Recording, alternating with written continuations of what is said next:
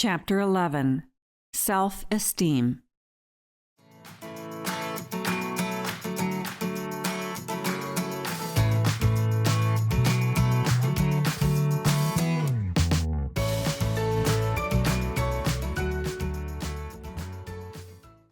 Have you ever noticed in yourself feelings of uncertainty, fear, insecurity, guilt, weakness, doubt, negativity, inadequacy, or inferiority?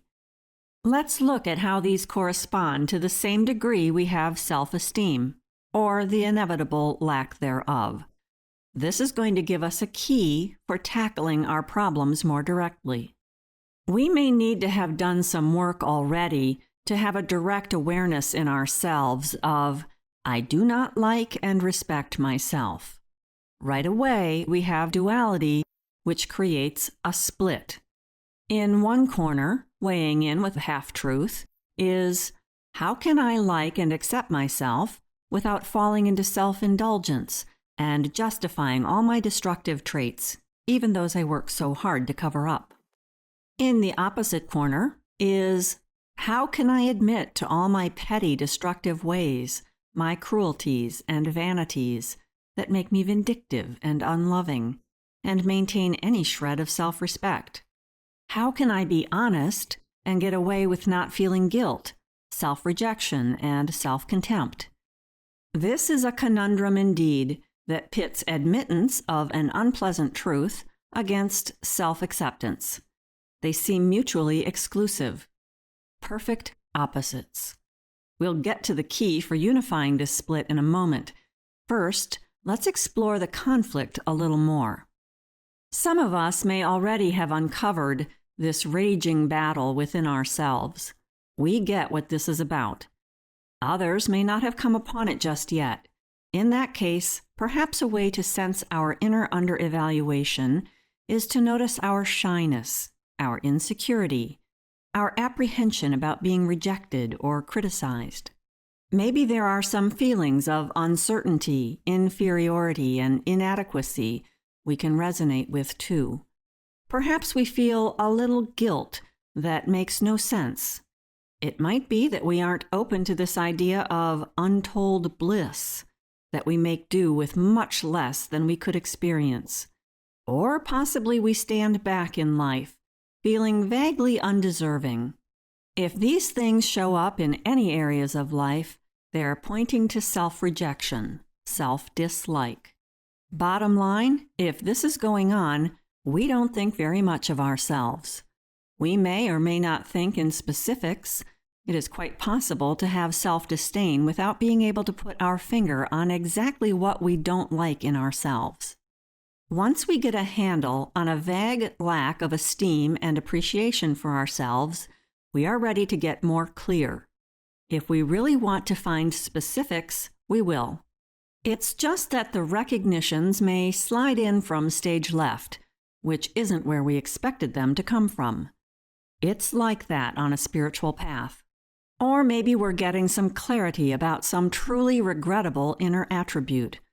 This sometimes puts us into the truly regrettable attitude of being defiant and self-justified.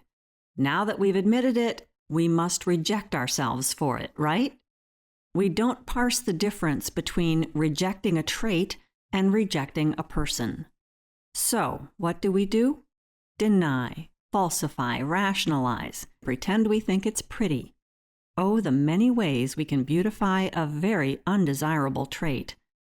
So let's get that key. How can we squarely confront our undesirable parts without losing our sense of value, our self-worth?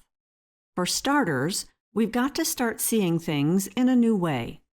Our life, and we are life because we're alive, represents all life, all nature.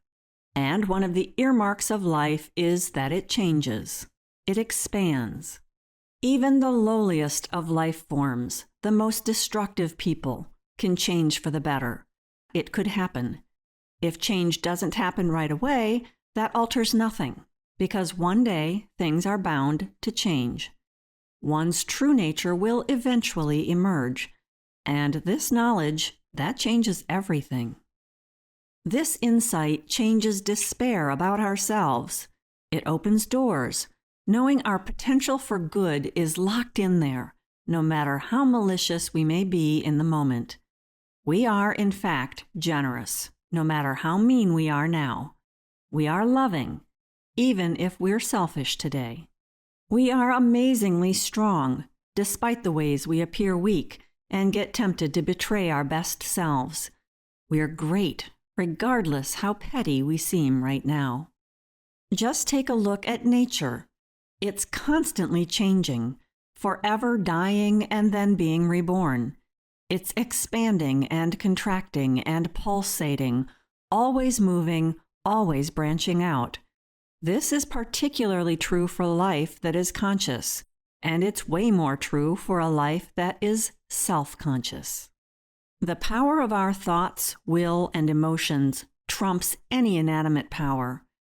But just look at what power is held in electricity or in atomic energy, constructive and destructive both, because wherever life exists, both possibilities are present. In the smallest atom, which we could never perceive with our naked eyes, lies the power to release an insane amount of energy. Yet how infinitely more is this the case with the power of the mind, the power of thinking, feeling, and willing. But here we go, assuming the power of inanimate things outpaces our power. Dwelling on this fact can open new vistas for us. We underrate the powers of humanity by an incredible long shot. We deserve more respect than can possibly be put into words. This is true even if what's showing up today is highly undesirable and destructive. The life that is issuing forth still holds all the potential to turn into constructive channels. Remember, the source of life is truly inexhaustible.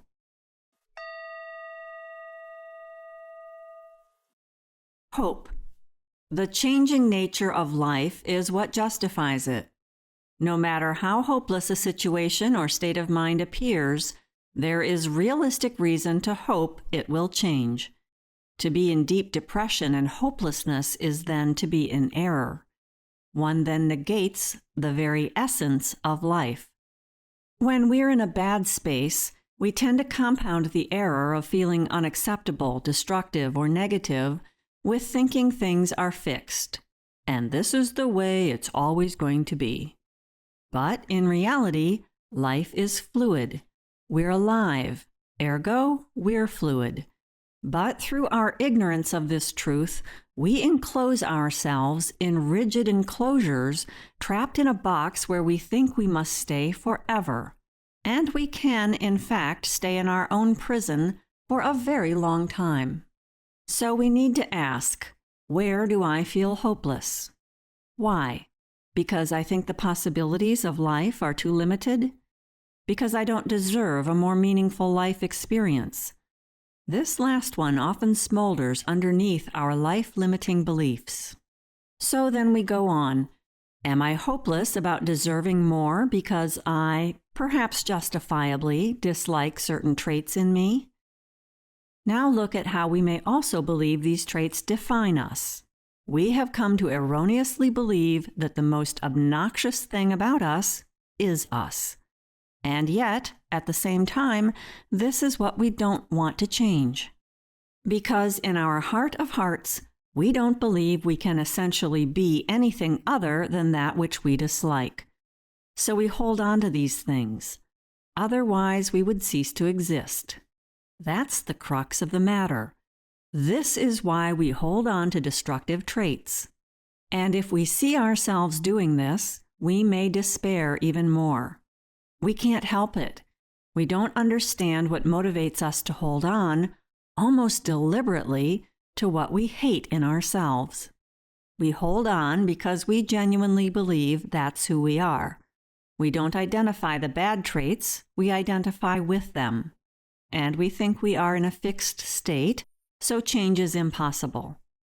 We have forgotten that all possibilities exist in us. By our very nature, we are already that which we believe would take great labor to produce.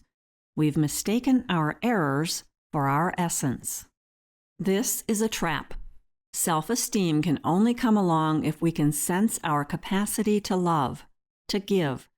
But we can't feel this if we take it for granted that such a capacity doesn't exist, if we believe we are fixed in the state we are now expressing. Our real loving self then seems alien to us. So what's the off-ramp for this vicious circle? Knowing this: no matter how messed up our life is, and no matter how frozen it appears to be trapped in a struggle, this is one tiny part of the whole story. The fluidity of life is like a winter stream under a mountain of snow. It's constant in its spontaneity and movement, and it's remarkable in the way it is forever self-renewing. And things could shift at any moment. When we don't know this, we don't give ourselves or others the respect we fundamentally deserve. As long as we confuse vibrant, ever-changing life with inanimate matter, we will despair. If we wake up from this, it's like discovering the life inherent in even a seemingly dead atom. So nothing, absolutely nothing that exists in the universe is lifeless. Now add consciousness. Notice how even our thinking is in constant movement. Unless, of course, we let it ruminate around in habitual negativity, self-rejection, and unnecessary limitations. But what if we decide to use our thinking in a new way? Perhaps we can then experience the truth of life's hopeful changeability, its possibility to move forward in amazing and mysterious ways. We can change our personality by allowing ourselves to expand our thinking, taking in new perspectives, consider new directions. Before we know it, these new ways of thinking will pry off the lid of those old attitudes we now dislike so much. Using the word new is a bit of a misnomer here. There is not really anything new happening other than our asking for new awareness and being shown it.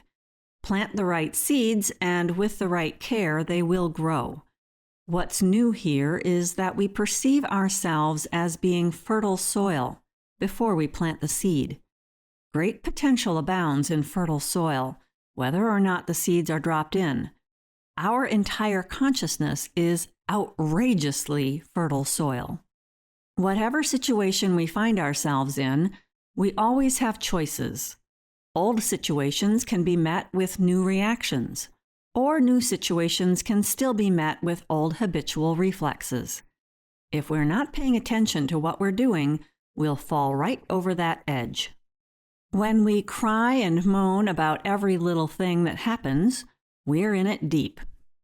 Most of us aren't aware of this battle going on inside. It has secretly made us fear our instinctual drives and impoverished our souls.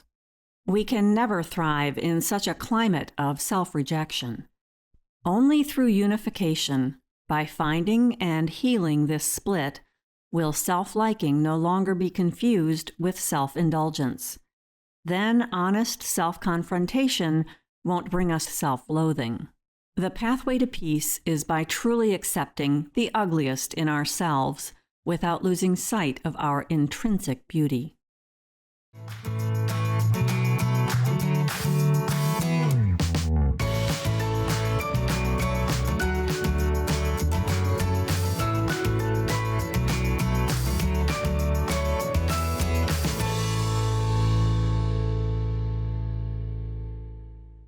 This work is copyrighted by Jill Laree, founder and manager of Finesse LLC. All rights reserved.